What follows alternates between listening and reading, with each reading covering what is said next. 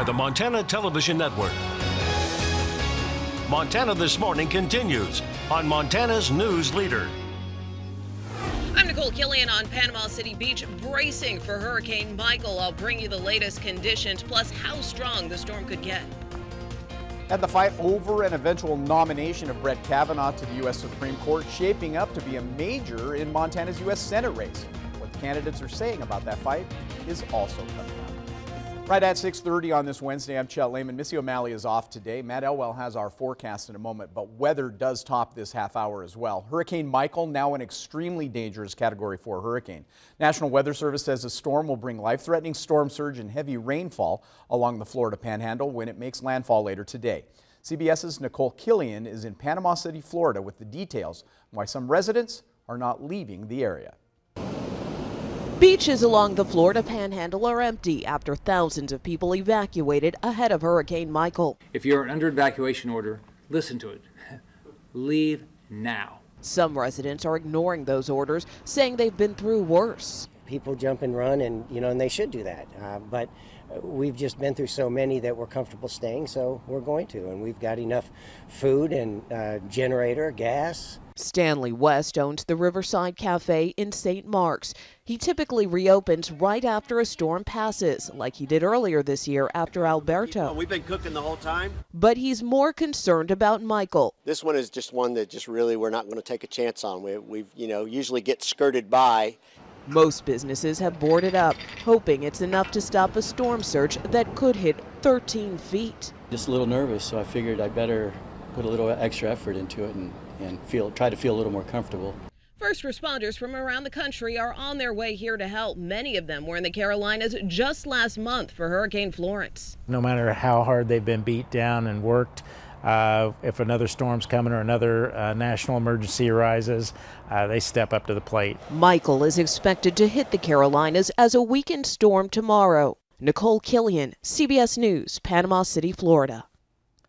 Now, President Trump was brief last night on the storm's possible impacts. The White House says the federal government will be available to support the state and local response efforts. And we're going to continue to follow that on CBS this morning, coming up at 7 o'clock. But this is not something to mess around. Category 4, you're talking about what kind of winds are with that? 140, 145 mile an hour winds. That's what we're seeing right now. And storm surge, which is? So the storm moves water, obviously, as it's making its way on shore and gets into those shallower waters. That deeper water keeps going. Wow. So flooding a major concern.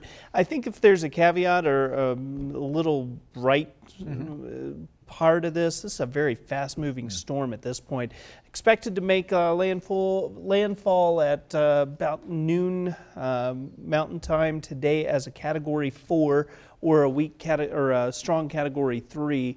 Looks like this is going to race across here in pretty quick fashion. So I guess again that may limit some of the flooding potential at least a little bit. Temperatures into the 30s this morning, relatively quiet. We've had some slush reported in Butte, and it looks like our temperatures will be holding into the 30s for most of us. We'll talk more about your complete forecast coming up in just a few minutes. Thank you, Matt. 6:33 now on this Wednesday. Outside money continues to pour into Montana's U.S. Senate race with a big surge in the past week or so. The majority of that money being used to attack the incumbent Democratic Senator Jon Tester. Now, in the past 2 weeks, Outside Group reports spending more than $4 million on the Montana race. That includes almost $1.4 million by President Trump's super PAC, America First Action. Now, other groups spending big money in the past 2 weeks to go after Tester include Restoration PAC and Americans for Prosperity. On the other side, a group called Majority Forward reported spending $1.2 million to attack Tester's Republican opponent, Matt Rosendale. Majority Forward is affiliated with the group acting on behalf of Democratic leadership in the U.S. Senate. Through last Friday, outside groups have spent, get this, nearly $21 million on Montana's Senate race. 4 weeks remain until Election Day. Now, about $13 million of that money has been spent on Rosendale's behalf or against Tester, and almost $8 million has been spent on Senator Tester's behalf.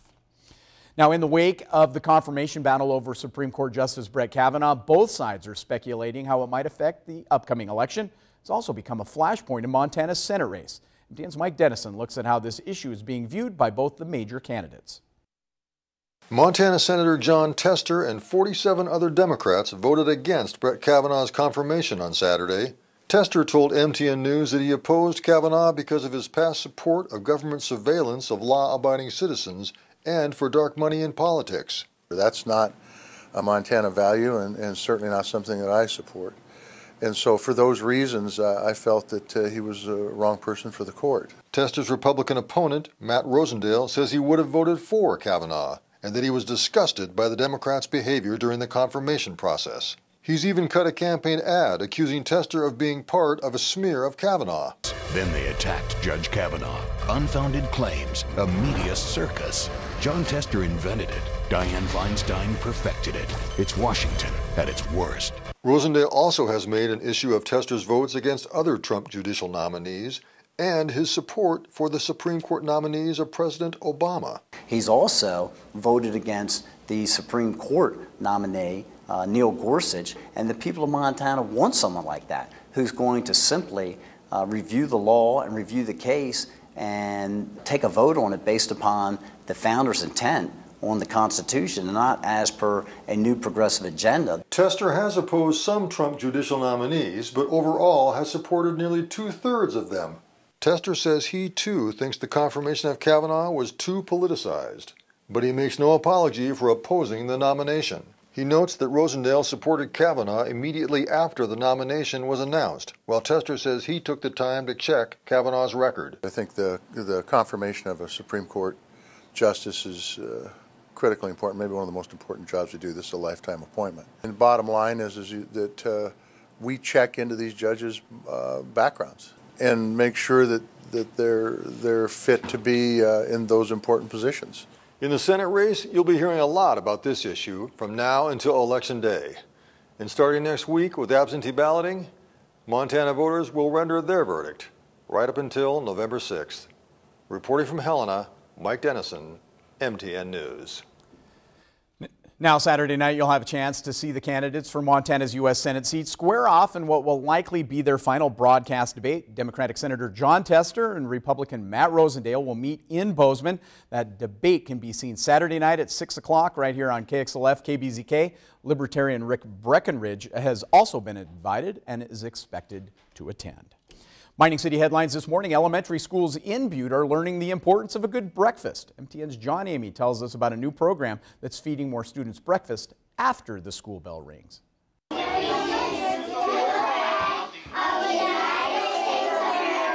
After the Pledge of Allegiance, it's back to eating breakfast for these students at West Elementary School as they take part in a new program that moves breakfast from the cafeteria to their first period classroom. So they're going through announcements, they're going through the homework assignments, and all that time the kids are eating, they're having, they're talking to their friends, and time they're done, it's time to start the day, time to learn. The program has been in place for the past year at West and Kennedy Elementary. More than 80% of the students at West are eating breakfast now, as opposed to only 30% prior to the program. It shows good results, too. The absences and the tardies have gone way down. Tardies are kind of a thing of the past, and we've been very, very fortunate. AmeriCorps received the $28,000 grant for the No Kid Hungry program that makes sure all students get a breakfast if they want one. When we bring it into the classroom, we see this whole culture shift. Kids are excited about eating and they're excited about nutrition, so this is really a huge benefit to our low-income population, to where maybe they don't have the time or money to eat in the morning, but they're going to be taken care of at school. What do you think about having breakfast in the classroom? Because I like to be eating breakfast, because my tummy likes to be happy to eat, because I know I like to eat. Here's the big question. Do you do chocolate or white milk? I like white because chocolate is not healthy for you. There you go. Well, you're smart, Raylan. They have a newfound jump start in their day, and they are absolutely ready. And so our academic progress has really risen. So it's a direct result of what we're doing right here, right now. Better learning on a full stomach. In Butte, John Amy, MTN News. I'm going to see if we can get that started during a newscast as well. Meantime, officials plan to start the same program at East Middle School in the next few weeks. Here's one for you. While crews prepare to shut down rebuilding operations at the Sperry Chalet for the winter, the efforts to raise additional funds for the historic building's comeback will continue through the cold season, MTN's Dennis Bragg updates where the fundraising efforts are at the end of this first year. This week, contractors are working to button up the first season of reconstruction on the historic lodge, where the dormitory building was destroyed by fire last year. And while construction work will pause until next summer, the Glacier National Park Conservancy and the supporters will be continuing to complete funding to finish off the big backcountry project. The response, Dennis, has been remarkable. People from all 50 states have become contributors to this Sperry Action Fund, and we've raised nearly $500,000 since the inception of it. And this icon really has resonated with people and the opportunity to do something positive for the future of the park. All told, the combination of fundraising efforts and government contributions has generated more than $1.3 million toward a total goal of $2.8 million. That target will help finish the dorm rebuilding and also provide other upgrades to keep the popular tourist destination operating for decades to come. Mitchell believes the progress during this first season is showing people that the dream of rebuilding around the walls that were left standing by the Sprague fire is not only possible, but already taking shape. And he says the hard work by Dick Anderson construction crews and the other subcontractors will leave the chalet in a much stronger condition to withstand the winter storms with the new roof in place. It's not complete, but they intend to have it complete and winter ready by the time they get chased off the mountain. This is a pretty hardy crew that they have up there. You know, Secretary Zinke was in our office here in March saying, let's get a roof on there by the winter, and I think we all took that challenge very seriously. And again, donors and supporters and the government, I mean, really everybody pulled together to make the impossible possible. Dennis Bragg, MTN News. Now, once work finishes, it's likely crews won't be able to get back on the scene until the middle of next summer, but that should leave enough time to complete the work after one more season. We're going to take a quick break here. When we come back, you heard a cat in the hat? We've got cat in the studio. That's El Gato right there. El Gato Melendez, member of the Harlem Globetrotters, in the house. Matt's been doing that with Storm Tracker weather all morning long. We'll chat with him, but first, here's a look at what's coming up at 7 on CBS This Morning. Good morning. Ahead here on CBS This Morning, we have a team of correspondents spread out across Florida's panhandle as Hurricane Michael strengthens to a Category 4 storm. It's historic. We're going to talk with Governor Rick Scott ahead of its landfall. And we continue our School Matters series at Worcester Technical High School in Massachusetts. How students are learning carpentry, hospitality, and engineering all give back to the community. We'll see you right at 7.